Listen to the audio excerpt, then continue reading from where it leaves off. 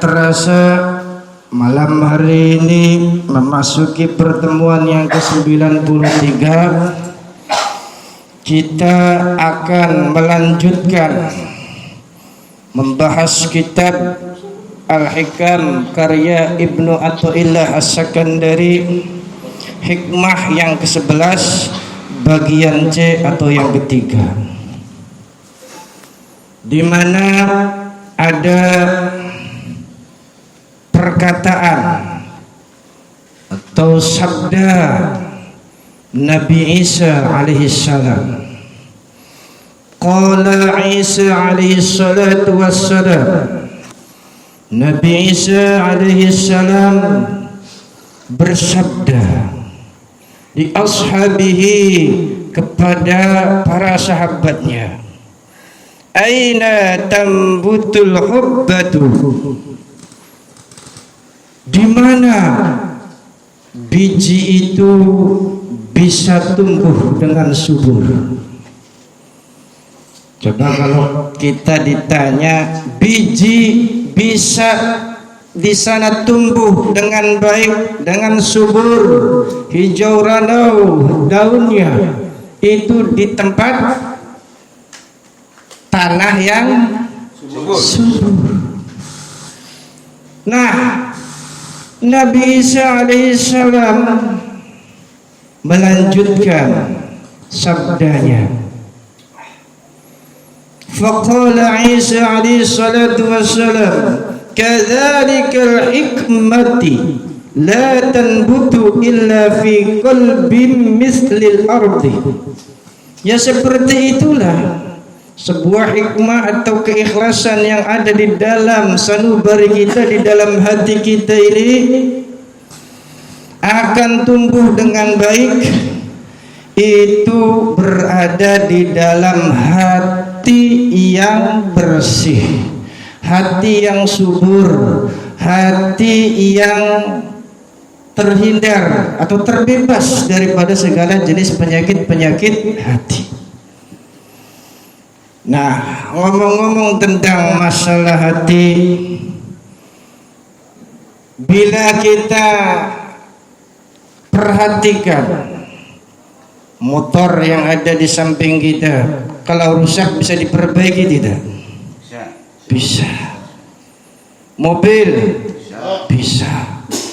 Benda yang ada di rumah kita, televisi dan lain sebagainya, ketika rusak bisa diperbaiki. Nah, kalau seandainya hati kita bisa nggak diperbaiki? Bisa. Dengan cara apa? Iya, ikhlas belah. Dengan cara kita membuang semua sampah-sampah, kotoran-kotoran yang ada di dalam hati kita. Kalau seandainya ini hati laksana kaca, nah kaca itu kalau seandainya retak, kalau seandainya di sana kacanya itu rusak, ditambal pakai solatip, bisa enggak? Di Alteco bisa enggak? Tapi jelek ya. Iya, kelihatan. Yang efektif gimana? Kacanya buang saja, kita ganti yang baru. Iya. Lem biru. Lempar di baru. Jadi begitu ketika kita ya dengan hati kita. Kalau seandainya sudah terlalu di situ hancur, sudah di sana rusak, benar-benar kita ganti, ya artinya kita buang semua yang rusak tadi, semua penyakit-penyakit yang ada di dalam hati kita ini. Agar apa? Agar di dalam hati kita itu tumbuh, ya tadi sebuah keikhlasan yang ada di dalamnya. Karena dengan keikhlasan itulah kita bisa merasakan betapa Allah itu sangat ada dan nyata di dunia ini. Tanpa keikhlasan tidak bisa kita rasakan. Nah, kemudian menyambung daripada sabda Nabi Isa alaihissalam tadi, Nabi Muhammad SAW bersabda di dalam hadisnya bahwasanya sesungguhnya orang itu akan lebih dicintai oleh Allah Subhanahu wa taala, yaitu orang-orang yang bertakwa kepada Allah lagi tersembunyi, artinya tidak dikenal. Bila dia itu tidak ada ya di dalam suatu hubungan sosial, tidak ada yang mencari.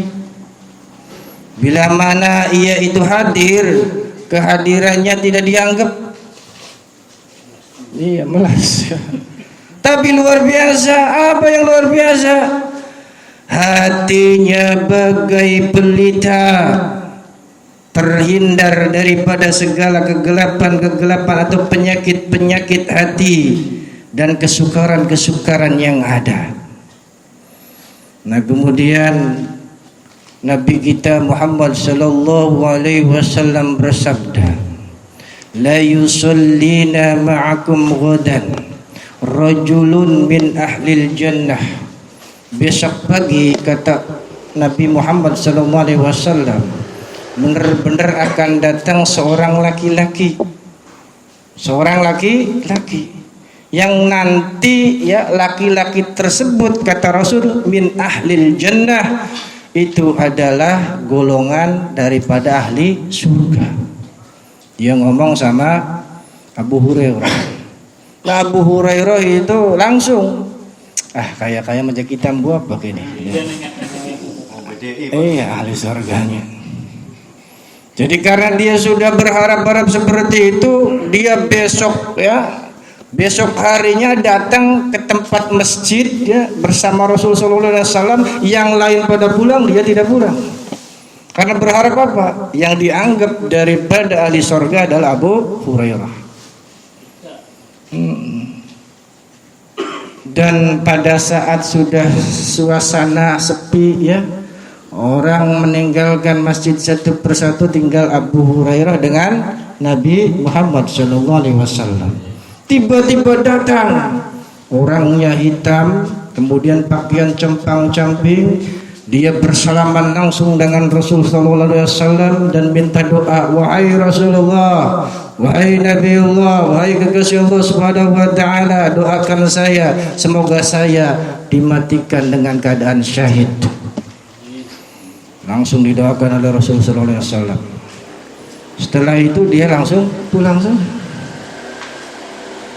Kemudian ini Abu Hurairah bertanya sama Rasul sallallahu alaihi wasallam, wahai Nabi, apakah dia orang yang kau maksud? Betul, dia adalah yang saya maksud. Siapa dia? Dia adalah seorang budak. Ya udah, kalau seandainya dia seorang budak, maka merdekakanlah saja wahai Rasul. Tak bisa. Ya udah, kalau seandainya Nabi Muhammad SAW tidak bisa, saya saja yang memerdekakan. Kemudian Rasul SAW tidak bisa. Bagaimana saya bisa memerdekakan ya laki-laki tersebut, sementara Allah Subhanahu wa taala sudah sediakan dia menjadi seorang raja yang masyhur di alam sana. Oh, begitu ya. Jadi kata Rasulullah SAW, wahai Abu Hurairah, Allah itu akan lebih cinta kepada siapa? Kepada hati yang suci. Kemudian cirinya itu badannya kempes, tidak gemuk. Iya. Artinya dia selalu memakan ya makanan yang tidak main sikat main embat ya. Kemudian juga cirinya dia itu ketika masuk ke istana atau orang-orang penting, dia pasti ditolak. Kemudian kalau dia meminang seorang perempuan, pasti dia ditolak juga. Kehadirannya tidak dianggap. Kemudian juga kalau dia sakit tidak ada yang menjenguk. sampai meninggal dunia pun kata Rasul sallallahu alaihi wasallam tidak ada yang mentaziah, tidak ada yang menyolati. Dia adalah orang yang tidak dikenal di muka bumi ini, namun dikenal di alam malakut dan jabarut sana, kata Rasul sallallahu alaihi wasallam. Timbul pertanyaan, siapakah dia itu wahai Rasul? Saya ingin tahu. Kemudian Rasul sallallahu alaihi wasallam menjawab, dia itu adalah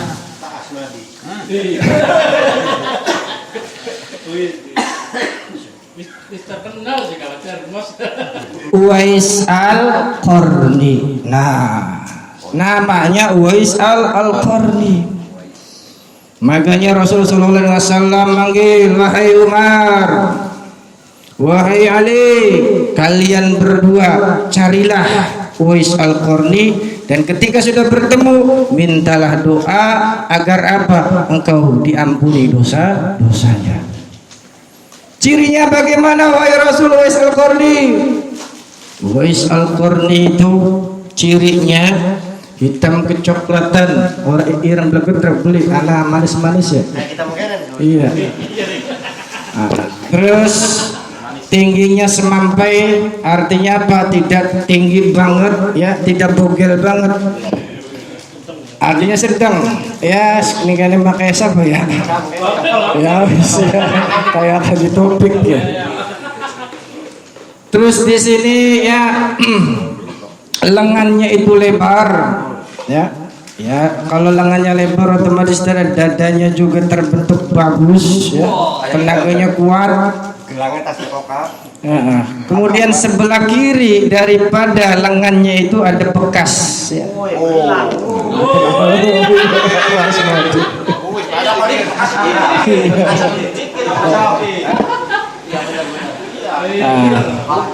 Kemudian ciri yang paling uniknya apa?